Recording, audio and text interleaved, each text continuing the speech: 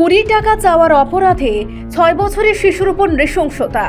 বাঘলপুরে ঘটনাস্থল পরিদর্শনে বিধায়ক নয়ন সরকার। শাসক ব্যবস্থার ব্যর্থতায় ক্ষুব্ধ জনতা। এয়ারপোর্ট থানাধীন বাঘলপুর পরেশ কলোনিতে মানবিকতা লজ্জায় ফেলল এক নৃশংস ঘটনা। মাত্র ২০ টাকা চাওয়ার অপরাধে ৬ বছরের এক শিশুকন্যাকে হাতে পায়ে বেঁধে নির্মমভাবে মারধর করার অভিযোগ উঠেছে স্থানীয় কয়েকজন মহিলার বিরুদ্ধে। এই বর্বরোচিত ঘটনায় ক্ষোভে ফুঁসছে গোটা এলাকা।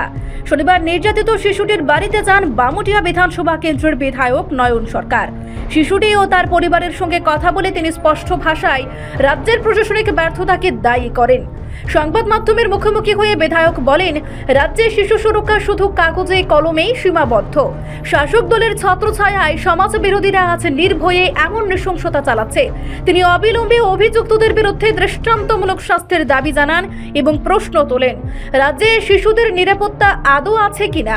পুলিশ সূত্রে জানা গেছে, এই ঘটনায় দীপালি বণিক, কাজলি সরকার ও মন্টে বিশ্বাস নামে ৩ মহিলাকে ভারতীয় ন্যায় সংহিতা এবং জুভিনাইল জাস্টিস আইনের ৭৫ নম্বর ধারা অনুযায়ী গ্রেফতার করা হয়েছে।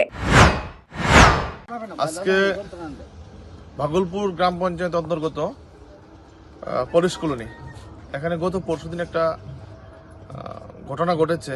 তার পরিপ্রেক্ষিতে আমরা আজকে এসেছি।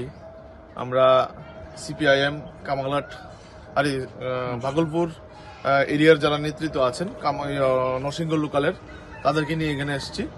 তো ব্যাপারটা হচ্ছে, আমরা সোশ্যাল মিডিয়াতে দেখেছি এই যে ভাগলপুরে একটা নরকীয় একটা ঘটনা ঘটেছে। কারণ একটা বাচ্চা যেটা স্কুলে নার্সারিতে পড়েন, এই বাচ্চা নাম হচ্ছে শ্রাবন্তী দেব, বাবার নাম বিশ্বজিৎ দেব। তো ওই শ্রাবন্তী দেবকে গত পরশুদিন তাকে হাত পা বেঁধে এরকম অবস্থায় রেখেছে, সামান্য অল্প কিছু টাকা চাওয়ার একটা দোষারোপ করে। তো একটা নরকীয় একটা ঘটনা, একটা বাচ্চার সাথে, তাও একটা মেয়ে বাচ্চা। তো সেই ক্ষেত্রে যাতে প্রশাসন কঠোর পদক্ষেপ গ্রহণ করেন এবং সেই ঘটনার সাথে যারা জড়িত আছেন সবাইকে আইনের আওতা নিয়ে যাতে বিচার কার্য শুরু করেন, তার জন্য আমি প্রশাসনের নিকট আবেদন রাখব। তবে প্রশ্ন থেকেই যায়, গ্রেফতারি কি যথেষ্ট, নাকি শাসক ব্যবস্থার ব্যর্থতার জবাব রাজ্য সরকার দেবে?